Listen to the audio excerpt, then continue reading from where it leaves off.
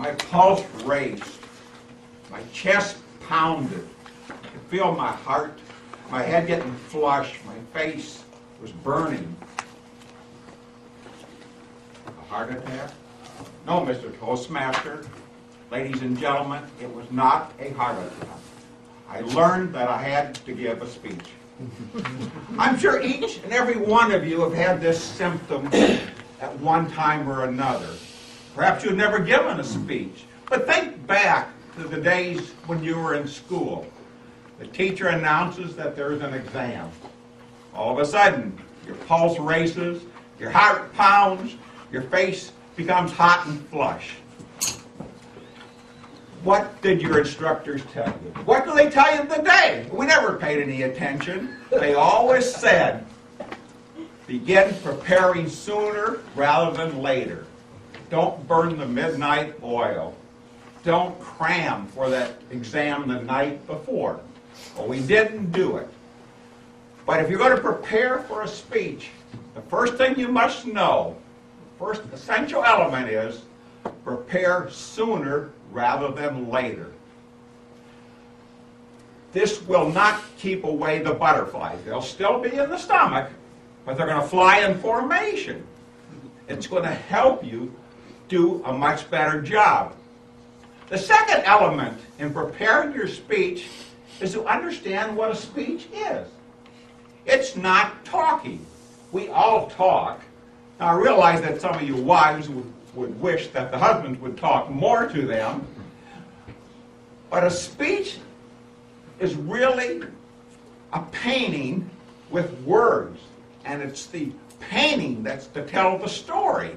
It's like when you go to the art museum. You see these paintings by these master artists, and you don't look at the brush strokes, you look at the painting itself. And that's what a speech is. Abraham Lincoln once said about a fellow attorney, he can elicit so few facts from so many words. So few facts from so many words. Well, a speech is just the reverse. It's just the opposite. What you want to do, the third element in preparing for a speech, is recognize the audience you're speaking to. Because every audience is different.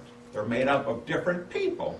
You can be speaking to a highly intelligent group like this, or you can be talking to a group of fifth graders. And how you prepare depends upon the audience. And then what you want to do is use your subconscious mind in coming together with a speech topic and ideas for your speech. All of us every day have what I call dead time. We have tasks that we can do without thinking.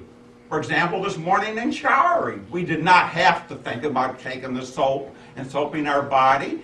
This is something we do. It's a habit to us. So what I suggest is when you're showering, start thinking about that speech topic, ideas that you want to bring forth.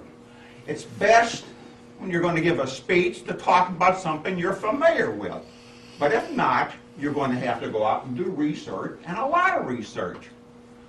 At the evening before you go to bed, think about your speech project. In the morning when you wake up, you'll have some ideas. Always have with you a pen and a notepad. So when you get out of the shower, you can write down your ideas. When you wake up in the morning, you can write down these ideas. Once you have the content in your mind, then what you want to do is go forth and find somebody and try these ideas out on that person to see how they work. What you want to do is not find your best friend. That person is your best friend because he or she sees the greatest quality in you and would not be able to recognize faults that you have. I've been married 45 years, and I don't think my wife has ever found any fault with me. On the other hand, you don't want to use your worst enemy because even if you give a speech greater than Lincoln's Gettysburg Address, your worst enemy is going to find a lot to tell you about that speech that is not good. Find a neutral person that can objectively talk to you, explain to you what is good about your speech and what is not. Then what you want to do, as you're getting ready to practice your speech, is stand in front of a mirror. And also play a recorder. I use a mirror and a recorder to practice. The mirror shows me the same thing that each one of you are seeing. And I apologize for what you're seeing. I know it's not much. And it also lets me know whether I'm using gestures correctly, what other problems I may have. And I go through and I listen after I've taped it to find out where my strong points are and where my weak points are, where I could put humor into the story, because you always want humor in every story. And I can also use this recording to tape myself and know how much time I'm using, because each speech has a certain time. You want to stay within that time frame. And then the next thing, and the final thing you want to do is practice, practice, practice. You want to have a very solid opening. Why? Because people come to a group meeting like this with problems from work, problems from home, and you want to grab their attention. If you're the first speaker like I am, I have to take you as you are.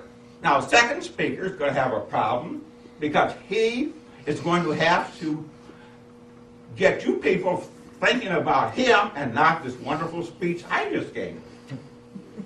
Then you want to have a clear ending so that people know that they should do something. What you can either do is summarize the things you've told them, or you can give them a call to action.